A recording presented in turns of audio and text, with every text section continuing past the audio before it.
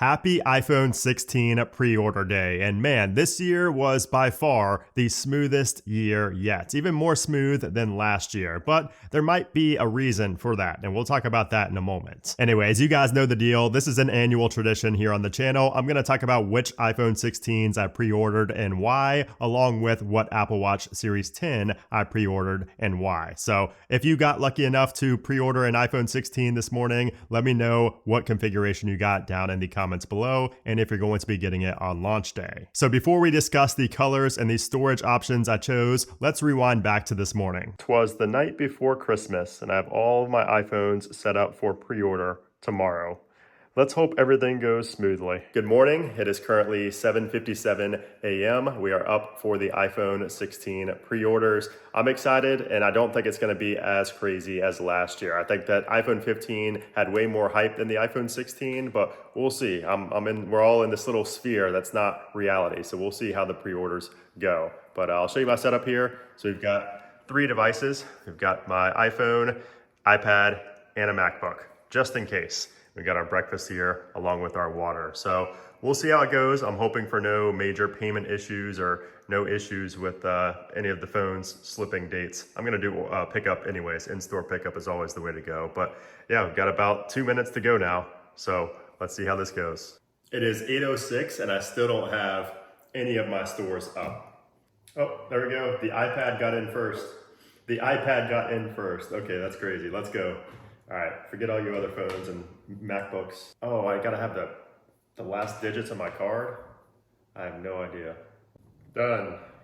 Everything is ordered. So as you saw, I had 3 devices loaded up on the Apple Store and I was not able to get in until almost 10 minutes after 8 o'clock, which was crazy. But after that, everything went fine. Like I had that minor hiccup with the payment issue, which was on my end. That was my fault. But aside from that, no issues, like no error codes, no apps crashing, like nothing. That was like the first year I think ever that I've not had a single issue or even seen anybody have a single issue with pre-orders. But that makes me wonder, is demand lower for the iPhone 16 than Apple was expecting? Is it lower than previous years? I don't know. This could be an early indicator of that, or Apple could have just added more bandwidth to their servers to handle the load of people, pre-ordering at the same time. So that's yet to be seen. We'll have to wait for the official sales numbers, but it could be an early indicator of less demand or lower demand. Anyways, let's get into the details of the iPhone 16s and the Apple Watches that I pre-ordered. So first up, we have the iPhone 16 in what I think will be the hottest color of the year, Ultra Marine. And I got this in the base 128 gigabyte configuration. And I think this will be the hottest color because we've never really seen a color like this before. It's kind of like a blend between purple and blue. And really the last time we saw a blue iPhone that was even close to this shade was with the iPhone 13. So I think a lot of people will be a fan of this color. And it's also rare to see Apple name a base model iPhone something other than a traditional color name like blue, purple, red, something like that. So to call it ultramarine is also an interesting choice. Next up is the iPhone 16 in teal, also 128 gigabytes. So this is my personal favorite color this year without having seen the phones in person. I think this or ultramarine will end up being my favorite. I'll have to see when I get the phones in hand, and I will be sharing those here on the channel as well and my thoughts when I actually get them in hand. But so far, this looks like my favorite iPhone 16 color. It's like a deeper version and a less pastel version of last year's iPhone 15. Because if you remember last year, I got the green iPhone 15. So I like this because it's a different shade and it's also deeper. And the reason, again, I got 128 is because this will never be my main device because of 120 hertz. I need 120 hertz, but this will not be my main device, so I'm always going to get the lowest storage configuration for these test devices. Next up is the black iPhone 16 in 128 gigabytes as well.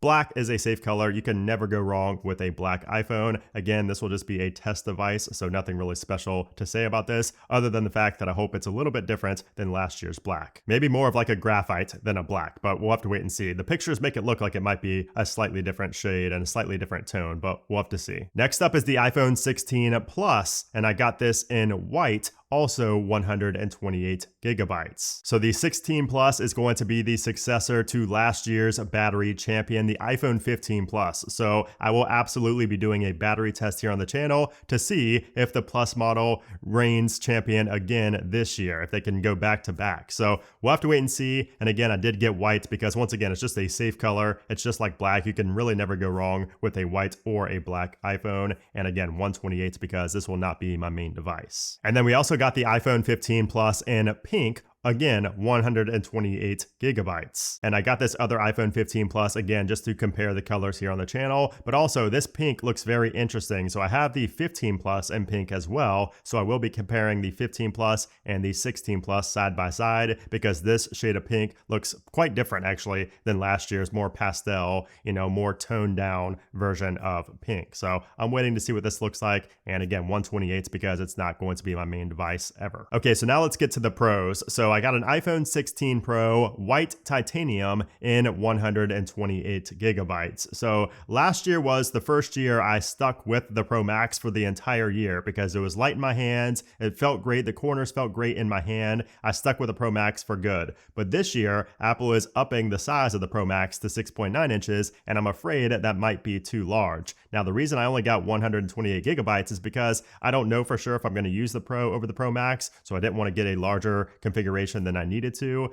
But I will say that if I end up getting, or if I end up liking the Pro size better than the Pro Max, I will be switching this out for a 512 gigabyte version. And I think I will be going with white titanium as my main if I were to do that. Next up is the iPhone 16 Pro in black titanium, 128 gigabytes. So I think black is going to be very popular this year. It's always a popular color, but I think this year it will sell better than the white and the natural titanium just because of the fact that it's the only dark shade for the Pro series. Like last year we had the blue titanium, and under certain lighting conditions it had like a really dark gray. It kind of looked black under certain lighting conditions in low light. But this year every single iPhone besides the black is a light tone, and under direct sunlight or under direct light studio lights, they will look like a light color. So black is the only one that is going to give that dark tone and have that dark appearance to it. So I think it will sell better than the white and the natural, but maybe not as good as the desert titanium, which I think will be the best seller this year. But again, 128 because I will not be using a dark phone as my main phone. And of course, this will just be a test device. Next up is the iPhone 16 Pro Max in desert titanium, 512 gigabytes. So this, of course, is the exclusive color this year. This will be the hottest color for the pros because of the fact that it is the exclusive color. It's kind of like a gold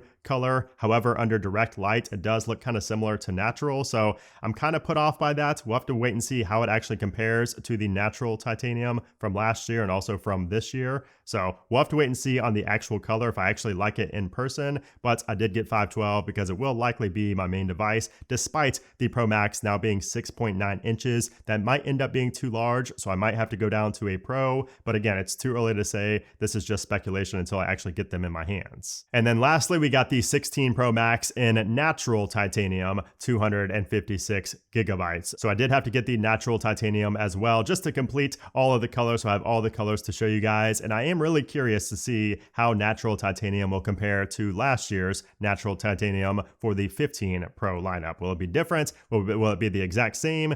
We'll have to wait and see. I'm really curious to see if it's actually going to be the same. But of course, I had natural titanium as my main 15 Pro Max this year, so I could never just go to the same color again this next year. So for the 16. So we'll have to wait and see. But again, I did only get this in 256, which is the minimum storage for the Pro Max, because I am not going to be using this as my main device. It will strictly be a test device and also probably a beta testing device, my main beta testing phone. Okay, so now let's move on to the Apple Watches. So earlier in the week, we were able to pre-order the Apple Watch Series 10, the Ultra 2, and the AirPods 4, which I obliged. I did go ahead and pre-order those as well. So first up, we have the Apple Watch Series 10, 46 millimeter in jet black aluminum. So I am very excited for this. Jet black is one of my favorite iPhone colors of all time. So to see it come back in the form of an Apple Watch And from all the hands-on videos I saw of it, this looks amazing. So I'm really excited to test this out. Also, 46 millimeters looks huge on the wrist. It looks very similar to the Apple Watch Ultra. So I'm excited to see how that looks on the wrist as well. And I got this with the Slate Milanese loop. And I also traded in my Apple Watch Series 8 45 millimeter for this. So Apple gave me $135 towards the purchase, which in my opinion is not too bad, especially because I don't have to deal with the hassle of selling it on eBay and everything like that. So I did do another trade-in as well, and I'll tell you about that here in a second. I also got the smaller Apple Watch Series 10, so 42 millimeter. I got this in rose gold aluminum, and I got it with the Blue Cloud Sport Loop band. I did also get the 42 millimeter silver aluminum with the stone gray sport band, and again, I'm getting these different colors just to compare them here on the channel and show you what they look like. And then here's one I'm really interested in seeing in person. So I did also get the Apple Watch Series 10 46 millimeter gold titanium with the Slate Milanese loop. So I bought this because we have titanium now instead of stainless steel. So I think this looks way better. It will be lighter and it will be thinner than the stainless steel from last year. So also with 46 millimeters and with this band it comes with, it just looks phenomenal. I'm going to see how this looks compared to the jet black, and I will be able to compare the two and see which one I end up wanting to keep. And then I had to do it. I also got the Apple Watch Ultra 2 in the new black titanium color with the black titanium Milanese loop. And this is where the other trade-in comes in. So I will be trading in my Apple Watch Ultra 2,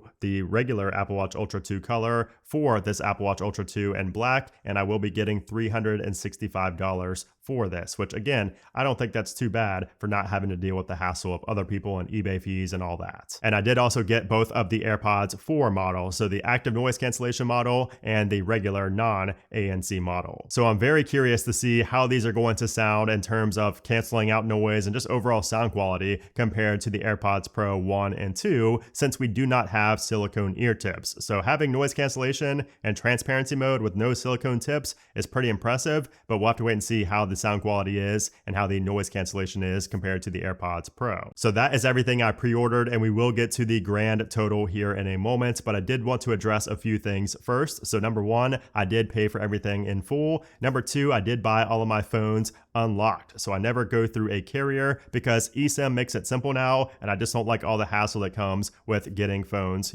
attached to a carrier. Now, I will say there are a lot of good carrier deals out there, especially for trade-ins. So you might want to consider that, before going ahead and purchasing an unlocked phone through Apple. But be careful with those carrier deals. They can be very deceptive. Make sure you read the fine print. And of course, I always get this question as well. Do you actually keep these phones? Like, yes, you're buying everything, but do you actually keep them or do you return them? So I always keep at least one model of every phone. So like this past year, the iPhone 15 series, I kept 2 iPhone 15 Pro Maxes, 1 iPhone 15 Pro, 1 iPhone 15, and 1 iPhone 15 Plus. So I kept 5 of the iPhone 15s from last year and I returned the rest. So I'll probably do the same this year. I usually keep 2 of the Pro Maxes, 1 of the Pros, 1 of the regular, and 1 of the Plus, but we'll have to wait and see. And as far as the Apple Watches, I'll probably only keep 2 of those. And now for the moment you've been waiting for, the grand total. So my grand total for all the iPhone 16s, the Apple Watch Series 10, the AirPods 4, the Apple Watch Ultra 2, everything combined is $12,224 before tax. After tax, it's $13,018.56. That is a crazy amount of money. And of course, I'm very grateful to be able to buy all this stuff to make content on. So please just like all my iPhone 16 content, leave a comment on all my videos, please, so I can help pay off this money that I invested into these products and into these videos I will be making for you guys. So if somebody asks me which model iPhone 16 I bought, my answer is yes. So I hope you guys enjoyed this video. Hope you guys found it useful, and I hope you guys enjoyed seeing, which configurations I bought for myself. Let me know in a comment down below which configuration you got. And if for some reason you're not subscribed by now, be sure to hit that subscribe button down below. As you saw from this video, I will have a lot of coverage coming on the iPhone 16s, along with the Apple Watches, and of course the AirPods. But anyways, guys, thanks again for watching, and I'll see you soon.